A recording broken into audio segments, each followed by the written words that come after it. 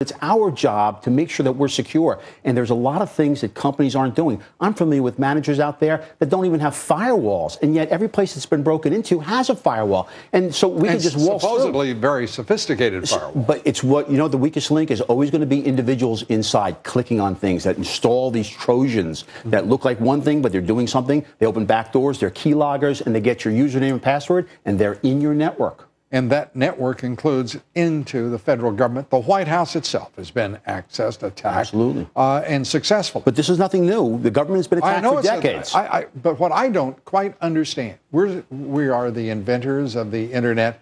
We are at the bleeding edge. Yeah, Al Gore. We should call Al Gore. We are at the forefront of technological innovation and sophistication and knowledge. Right. How can it be, if that is true, that this is happening and without response by this federal government and by these companies? Well, let's look at it two ways. Number one, we have the internet and all this connectivity that does great things. But by giving us access, we create the risk that causes these things.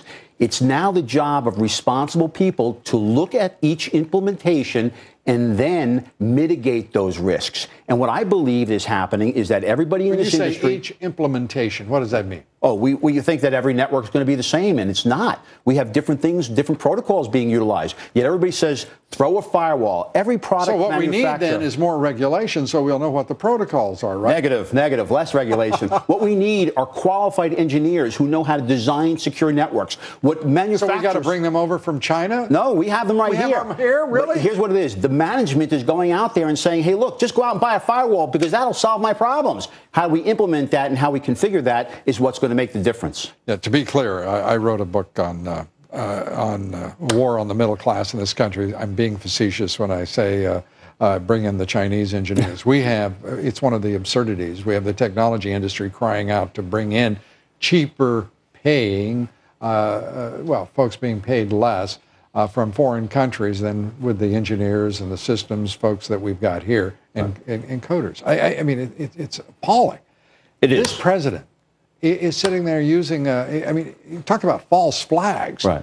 He wants to regulate that which he says with such stirring words is now free. Right. Net neutrality, in my opinion, is going to be massive regulations and social programs. It is definitely a Trojan horse just waiting to happen. We were told Obamacare was going to bring us all this free health care, and everybody's policies were going to go down, but they build a framework of control, and that's what I think is going on inside, because all the promises that happened with Obamacare didn't happen, just the opposite. The government sells a product to us one way and delivers another. I don't trust net neutrality at all. Have you had access problems of getting any content? Little kids are getting addicted to pornography because it's everywhere. Nobody has access with accessing the internet. More people on the internet than ever before. What's the issue? I want a way to control you. Well, the fact of the matter is there are parents out there and grandparents, I will add to that, who want to be sure that they can control. But they won't be able to under this net. I understand. But we've got to get, you folks need to come up with a new word rather than net neutrality for what is, because it sounds like the Obama administration is on the side of the angels when he talks about that it has a nice, safe ring to it, when in point of fact it is the opposite. Absolutely. They make it sound really good, and then in your next, though, you're sitting in a seat if you're a proctologist. Elegantly phrased, John, elegantly phrased. And that's one of the reasons you're here. You speak straight, and we appreciate it.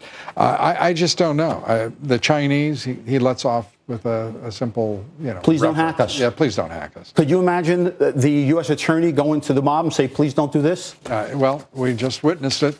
We appreciate it. John. Thank you. John Lucic. Thanks.